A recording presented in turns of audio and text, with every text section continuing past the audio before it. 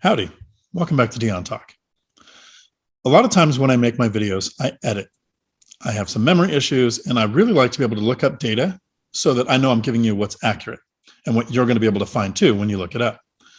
But sometimes, and one of the reasons I really like that the three of us do live streams, I mean, Matt and myself both took from Mike that we should do live streams because it's important for you, the investor, to know what does an investor keep in top of mind awareness. So for this video, I didn't tell Matt and Mike what we were even going to be talking about. So I have my two friends, Matt, the lumberjack landlord, and Michael Zuber from One Rental at a Time. What I'd like to do is take a topic that's been on One Rental at a Time several times because it's really important to the whole concept of financial freedom. Do the work.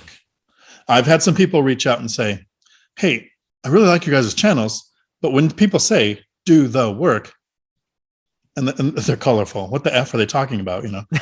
So not only do I want you to explain, both of us, or all three of us, what do the work means, but in an adjusting market, what does our work look like today?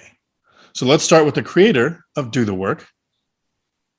Awesome. So it's funny. I get that question a lot as well. And it's odd because I feel like I repeat it every day, but apparently I don't. No, you do. Yeah. I'll give you that. You repeat do the work every day. Like it's ingrained. Okay, good. But so let me kind of break it down for someone. And again, I want to be very clear. What I'm about to go through is what I went through. And I actually still do it. But what's most important is I did the following for 3 years in a row, every day. I wanted to invest in a market I never lived in, that I knew no one. Why? Because the market I lived in was unaffordable, too expensive, didn't cash flow. I chose a market 2.5 hours away, again, that I knew nothing about. So in order for me to be comfortable investing there, I had to go figure it out. Now I chose Fresno, California. It doesn't matter what market I chose. It's too big for me to learn as someone who's 2.5 hours away, knows no one, has no referrals, nothing. So what did I do first? This is painful detail. I first started to network with people in Fresno, agents, investors, lenders, anybody I could. And I just started asking, where do the middle class live? That was basically my question. Not like, the richy rich and not, here, where's middle class? I asked probably 20 people, maybe 25. And at the time, they talked about the Mayfair district. Again, I don't live there. I don't know where the Mayfair district is. So I have to look it up. It turns out it was 93703. It's a zip code. So, okay. Now I go from a market of Fresno, California, which is roughly 500,000 people at the time, now 1 million, to a zip code. I don't know about you, but the zip code at the time, I think it had like 500 listings or 400 or some numbers. Again, too big. So ultimately, I have to get to a point of selecting a buy box, which is step one everybody should do. For me, my buy box was 3 or 4 bedroom houses with 2 bathrooms, 2-car garage between 1,200 and 1,700 square feet. Step one. Step two is that is all I looked at for 3 years. What does that mean? It means I didn't look at duplexes. I didn't look at quads. I didn't look at condos. I didn't look at the Tower District. I didn't look at Old Fig. I didn't look at Clovis. I looked at 93703, 3 and 4 bedrooms, 2 baths, 2-car garage between 12 and 700 square feet every single day for 3 years. What does that give me the power to do? Well, in the beginning, nothing. At day 90, day 100, day 150, I knew that buy box better than 99% of the agents in the market. What does that give me the power to do? It gives me the ability to go to Olivia, my wife, and say, honey, the average yield in this market at that time is 8%. That's interesting because that now unlocks power. I now can go in and try to find 10s and 11s and 12s. What does that mean? It's cash on cash. How much cash out? How much cash back? So I was able to dominate a market.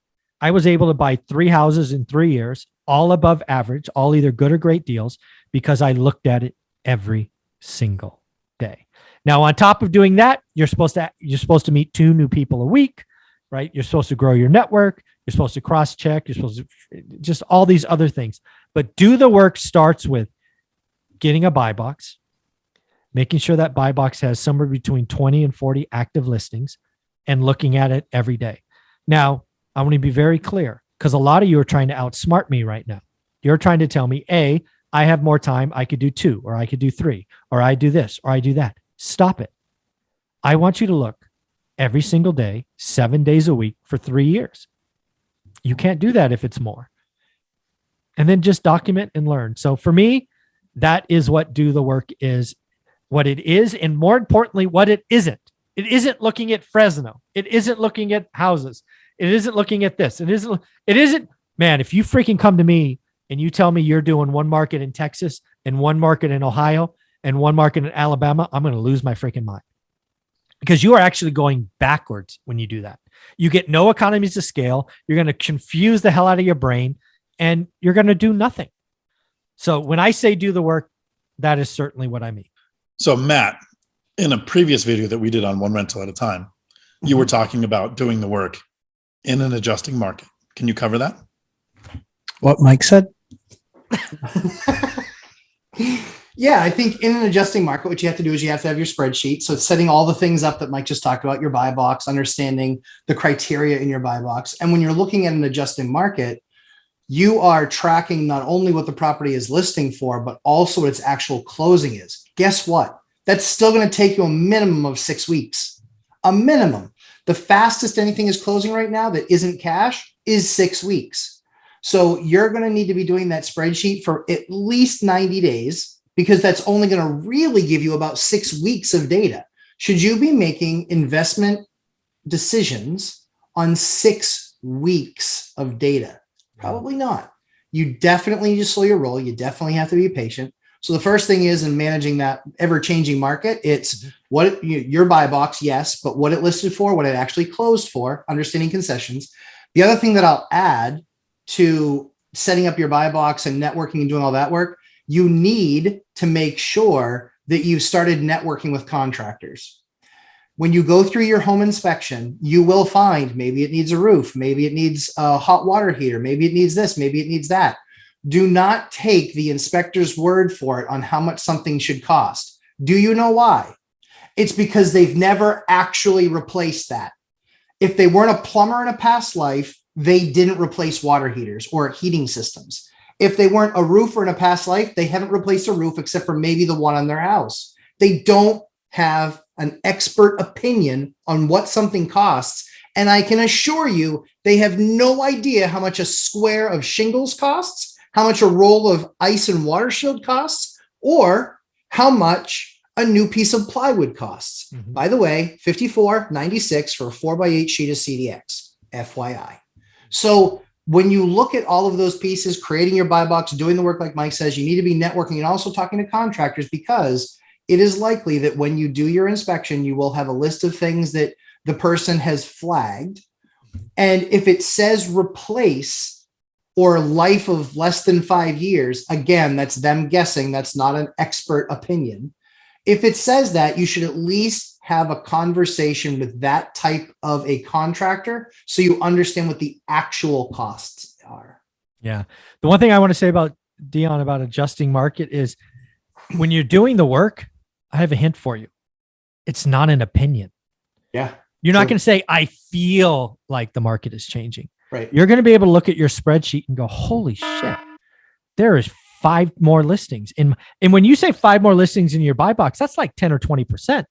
When you say, oh my God, 2 came back on the market, that's different. Oh, by the way, they're not selling for 10% over anymore. They're going for less than asking. Mm-hmm. Mm-hmm. When you do the work, it is not an opinion. It is not a feeling. It is fact-based information. And then the last thing I want to say is I want to read something that was a note that you guys would have seen in the One Rental at a Time community. This is from Indy. I am so grateful to be in this group where it is okay to be patient and write only great deals. I have heard over and over again to get out and make offers. That's a lot of pressure trying to get my first deal without fully knowing my market. I'm feeling more confident now that I'm really learning my market and I actually know when I have a great deal. This is not feelings. This is not pressure. I'm here to tell you, it's going to take the best and the best of you 90 days. For lots of you, it's 120, 150 days because it's hard. Now the market is changing. This is the time to do the work. Don't guess. Don't be pressured into anything. If you are finding a guru or someone online that is saying, get out and write offers, go to someone else. You are making the largest financial commitment that you probably will ever make. Make sure it is a great deal. I'm telling my students and telling anybody listening to this, if you're doing the work, you are only writing great offers today. The market's coming to us. You only need to do one. Make it a great one. A couple of quick things here as we land the plane. Doing the work is taking a set amount of time, at least 60 to 90 days, maybe more in your market, to learn what average is so that you can recognize great. 6 months later, average might be different. Yes. So you do the work every day so you can recognize great. When we talk about things like house hacking or doing the work, there's a part of us that is lazy. And we think, I don't want to house hack forever. I don't want to do the work forever. So it's not forever, it's for now. Matt, you house hacked for several years. And then when you finally purchased a house, you said, okay, but the house must cost what we can rent the last unit out of for that we moved out of. Yeah. I'm currently house hacking. Someday I'm going to stop house hacking and I'm going to stop investing. But not today. When that happens, I won't have to worry about house hacking. I won't have to worry about doing the work every day. Right. I won't have to worry about money because Right. for a period of time, I did those two things. Right. And the last thing I want to cover on doing the work, 15 to 20 minutes every day. Make it a habit, not 4 to 8 hours on a Saturday. You're going to miss all the deals that came out and left during the week. You're going to get maybe 2 hours worth of actual productive time on that 6 to 8 hours on a Saturday because you'll zone out the rest of the time. Make it a habit to do something every day. Perfect. Real quick, Mike, I have a question for you for Sure. the buy box. Mhm. So for me, I have a market of 30,000, Mhm. 20,000, Mhm. and 4,000.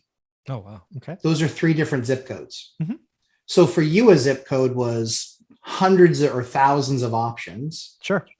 What would you recommend to somebody that is in my position where I don't have a 500,000 person city? Like we have 1,200,000 people in my state. Yeah. And we have lots of cities and lots of towns, but the biggest cities like 120,000, but a lot of them are either towns or cities, but they're, 4,000 to 30,000 people. So I can really learn a market faster just because it's so much smaller. So what would you recommend in that case? Yeah. So that's the beauty of, I've had this question. I've had to think about it a lot. And this is the, and again, I'm trying to answer it for the early, like when you're at your level, you can do multiple buy boxes, but let's say you're somebody in a town that has 10,000 people.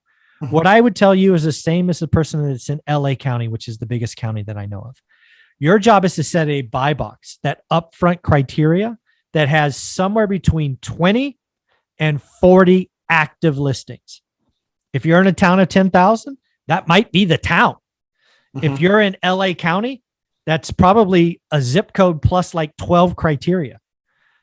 You want your first, like when you're setting up your first buy box, that might take you an hour because you're going to put it in and see what comes back. Your goal of a buy box is 20 to 40 active listings and then lock it in and go. Awesome. Thank you both for doing that. Mike, if people have questions, want to reach out, how can they find you? One rental at a time. I'm all over YouTube, books, website. Most importantly, I do a live stream 8 a.m. Saturday mornings. We go for 60 minutes and it's a lot of fun. And Matt, how can they find you? Lumberjack Landlord on YouTube and Instagram, and 11:30 a.m. Eastern time, we do our live stream. Thank you both. Until my next video, thanks for coming to my Dion Talk. We're sorry, the number you have dialed is not in service at this time.